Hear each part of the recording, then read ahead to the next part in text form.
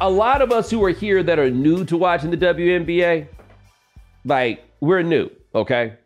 But we also need to understand that a lot of the people that are acting like they not new to the WNBA, they new to the WNBA too, right? They may not be as new as we are, but there's got to be some people who's watching the people that act like WNBA experts, and it's got to feel very similar to like, so when you first get to college, like I did a summer program before my freshman year, and you get there and you see the dudes that got on the fraternity stuff, and you figure they got to be somebody's on campus, right? Because clearly they got the fraternity stuff, right? But then you get into college, and then it turns into your sophomore, junior year, and you see who the new dudes are that get themselves fraternity letters. And then you realize, oh, wait, this dork is in a fraternity now? But the person that just showed up to campus and ain't been here don't know that's a dork. All they see is a dude in a fraternity shirt, and they thinking, oh, he must be somebody. But you yourself are like, wait a minute, that's a dork, right? I'm just saying that because it's some dorks purporting themselves to be experts with the WNBA stuff. And what I am feeling like with some of these dorks, not all of you are dorks. Some of you are dorks, and it's coincidental, but not everybody. But a question that I do have is, how many people are really in this for the basketball itself? And the reason why I say that is you can get into anything and not for like the technical reasons of it, right? Like, I enjoy watching football. I enjoy the sport of football, but I don't think about football on like the molecular level that say Mina Kimes thinks about football, for example, right? Like, she's into it for the sport in a way where I think I am probably into it a little bit more for the theater. I enjoy the sport and the athleticism too, but if you had it on a scale, right? She's probably more into it for the football. I'm probably more into it for a lot of the surrounding things.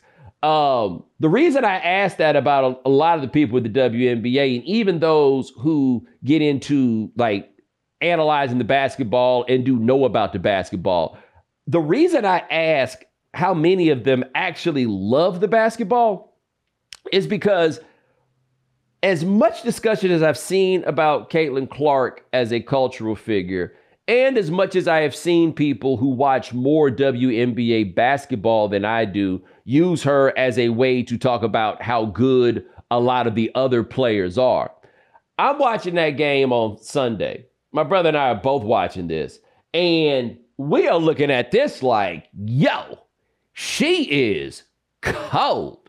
Like, it's one thing to be cold and you doing this in college, right? The adjustment to the WNBA that we've talked about, because it's so hard to get into the league, we've already talked about that as being a fairly steep uphill climb, right? I'm not making the argument that Caitlin Clark is one of the 10 best players in the NBA. I don't know if she's one of the 20 best players in the NBA. I'm not saying all of that, but I know what it looks like when you see somebody and you're like, oh, they are cold, right? She is cold. And I feel like when you really into basketball for the basketball, you see somebody that's cold and you like, damn, she cold. Like Kennedy Carter for Chicago is an example of that one for me. Like the first time I actually watched the game and saw her play, I was like, oh, wait, she's cold, right? I don't know if it's just an aesthetic thing that comes up with it or whatever, but like watching Clark hit them parking lot shots, them outlet passes, and I'm kind of feeling bad for her. My buddy Amin Al Hassan talked about when they would watch Steph Curry's film when he worked for the Suns. They had a stat they kept up with. I don't even want to say it because, all right, they called it the Lovedales because Davidson had a dude named Lovedale who played on the team. And what a Lovedale was a great pass that Steph threw that these jokers couldn't catch because they just wasn't as good, right? Like Caitlin Clark out here throwing some passes to her teammates in that game where she need to get out here and start sounding like an old person. Like, look alive, keep your eye on the ball, right? Like stuff you tell people in Little League because she's getting that thing and whipping it up. Like, that is a cold basketball player, separate anything else. That's part of why it's a little bit surprising to me that even with all the culture war stuff, that there aren't more people that are like, but hold on. Do y'all see what's going on here? Like, this joker can hoop. That was thought number one that I had in watching that game. And I watched them put together that 14-point lead. And I looked at my brother, neither of us being guys that know very much about women's basketball. And I said to him, I feel like a 14-point lead at however much time it was left, that feels kind of like an insurmountable margin, right? Just only because I'm assuming the shooting is not going to be as good. So like to come back from that sort of margin, it's going to be a little bit tough. Obviously, I was incorrect about this because from that point on, the sky was just like, all right, let's kick it. And then they just walked them all the way down and won the game. Now, in the process of walking them down, Angel Reese showed up. Now, I don't want to get involved in y'all's discussions about Rookie of the Year because I just don't know. I haven't been paying that much attention. They could be a rookie number 3 that I don't know nothing about, right? I don't know who's having a better season. I don't even want to get into who was having a better game in that one. Angel Reese had like 26 and 18. Caitlin Clark had 17 and 13. And Sean, I believe that was the franchise record for the Fever, the 13 assists. That's what they said. Like they were. And like you said, there's probably 3 or 4 assists that were missed because their teammates couldn't catch the ball. Yeah. It was hitting them in the face type stuff, right? I don't like. This is what I know about Angel Reese. Like, I'm trying to talk about these two independently and not get into that sort of comparison. This is what I know about Angel Reese. I saw this when I watched the game that LSU played against Iowa in the Final Four. You know, another one of these Angel Reese, Caitlin Clark games, or that's how you put it. Put a pin in that topic. I'll talk about more of it in just a second. But I don't know if Angel Reese can make this decision to do this for an entire game. But she can apparently make the decision for at least a half. She has a switch, right? Like she is one of these players who can lock in if for whatever reason, maybe because you just made her mad, she can lock in like the woman Smith that she was guarding. I can't remember how to say her first name, so please forgive me. I'm going to just stick with Smith. I know how to say that. She locked in on her in that fourth quarter, Sean, and it was just like, okay, it's time to go get buckets. And this is from somebody who, from what I can tell, her game is not a I'm going to go get buckets game. She's always been a good interior post defender and a rebounder, but like you said, she can flip a switch, and there's a stat right here. She's the first rookie with 25 and 15 since Asia Wilson, which is great company to be in. But there is something special about any athlete or any player. Like, the idea that you can just turn it on, I don't think that people can do that just at will, right? Like if you could just turn it on at will like that, you'd keep it on all the time. That was the Roy Williams line from The Last Dance. He's like, Michael Jordan is the only player he'd ever seen who could always turn it on, and he could turn it on and off, but he never turned it off. Right? Like if you could turn it on and off, you would leave it on all the time, right? So I struggle with the idea there's some people that can just turn it on. I don't know. But there are some people that whatever happens and the stars align and they can lock in and be like, okay, we here to do this. And Angel Reese was on the we here to do this. She be talking cash shit too. And like not any sort of joyful sort of cash shit. Like she had the back and forth with Smith and the ref got involved. They told the ref, yeah, they handled it. But Sean, she looked like she talked Smith out of her game at the end, which has got to be really embarrassing for you if you'd have grown up. Yeah, like I know that clip went viral of her waving off the ref, but I can tell they were still kind of heated. And like Angel Reese was like really getting in her head.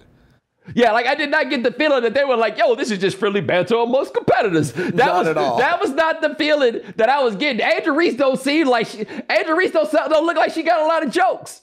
Like she don't really seem like she in this for the play. Like that doesn't seem the way that she's going about it. But I love, look at this. There we go. They got to going back and forth. The ref came in and, shut it down or whatever. Like, no, we got this under control. But I tell you this, Angel Reese might have had that under control.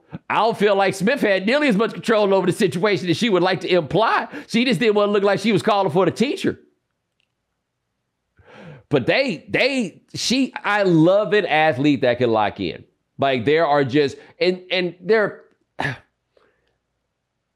there are some people who can just do this. Some people just don't really have it in them, right? Where it feels like Jason Tatum is an example of this. And if I'm wrong, I'm wrong. But I feel like even like that game 7 where Jason Tatum had something like 84 points. You remember that one against the Sixers? I think it was 50 or something like that. It doesn't feel like Jason Tatum is just locked in. It feels like Jason Tatum's having a good night.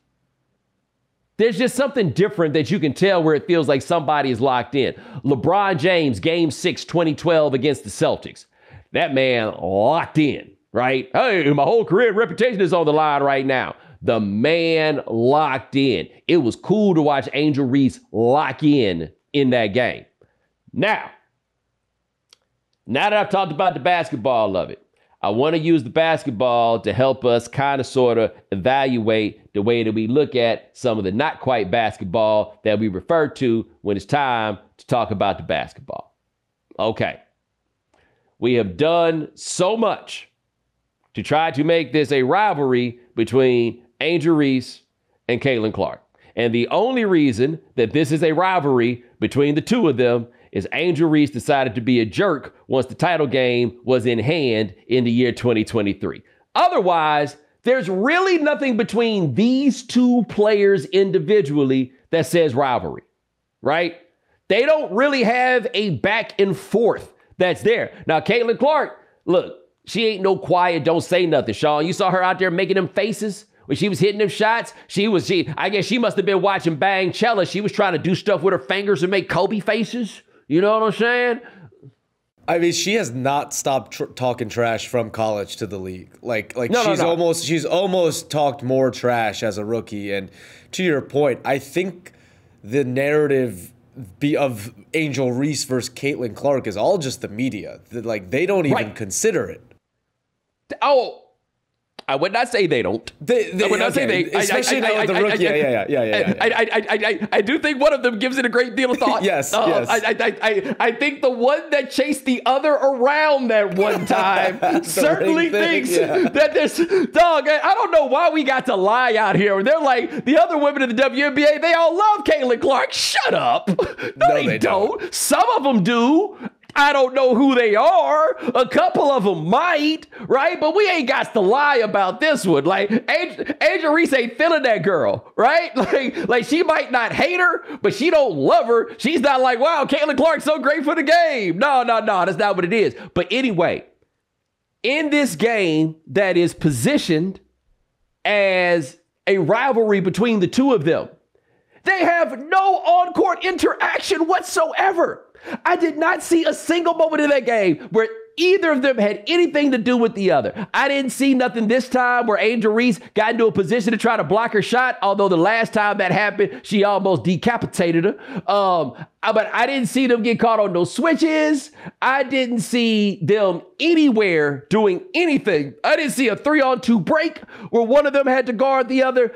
They had nothing to do with each other the entire game. You know why? Because they don't play the same position. They got nothing to do with each other on the actual basketball court. It's just not there. They have been on teams that have had like a back and forth with each other. They played against each other or whatever it is, right? But like Magic Johnson and Larry Bird, it was the clear leader of one team and the clear leader of another team. That's what it was in 1979. That's what it was in 1984, 85, 87, right? Like that was clear there. That was never really the case with LSU and Iowa. Like what Caitlin Clark was to Iowa, Angel Reese was not that at all. No matter if somebody put a crown on her head in warm-ups or not. It was not the same thing. Like, I don't think that they exist in it. Like, they're neither parallel nor perpendicular, whichever one you want to use to explain how it is that they themselves would be rivals. It's not there. But what we wound up with in that game, Sean, which I think is very fascinating, they both played very well, right? In such a way where if you rock with either of them, you can say, oh man, my person did a great job. Wow. See, that's why I rock with that person. Everybody got what they needed out of it. Somehow it wasn't zero sum. Totally. And I've seen a lot of tweets from fans of the WNBA being like, is it wrong for me to root for both of them and want both of them to be good and succeed? You know, it's that weird underlying where like they have fans that kind of overlap. Yeah, I would make this point though, man. Ain't everybody required to want everybody to do well? Like, I just want to let everybody, and look, I need to be careful on this because I'm bringing the toxic energy of male sports over into women's sports where it's a little different. But I'm perfectly content to not like people, right? Like, there's a lot of people that's out here all day. They don't like Caitlin Clark. Knock yourself out with that. Go ahead. Just don't deny that she cold, right? There's a lot of people out there that's I don't like Angel Reese. Just don't go too far. That's all we asking, right? Like you wind up in your little struggle place where next thing you know, you saying something that you couldn't even believe came out of your own mouth. Like we don't need it to go all the way. But the thing that I came away with from watching that rivalry game was, wow, it was a really good game. There just wasn't a rivalry. With Prize Picks, you can turn $10 into $1,000 in a single game watching your favorite sports this summer. You can make a Prize Picks lineup in as little as 60 seconds. You just need to pick more or less on 2 to 6 players' projected stats, and you're locked in. Quick withdrawals, easy gameplay, and an enormous selection of players and stat types are what make Prize Picks the #1 fantasy sports app. So make sure you go to prizepicks.com/Bomani and use code Bomani for a first deposit match up to $100. That's prizepicks.com/Bomani. Prize Picks. Daily fantasy sports made easy.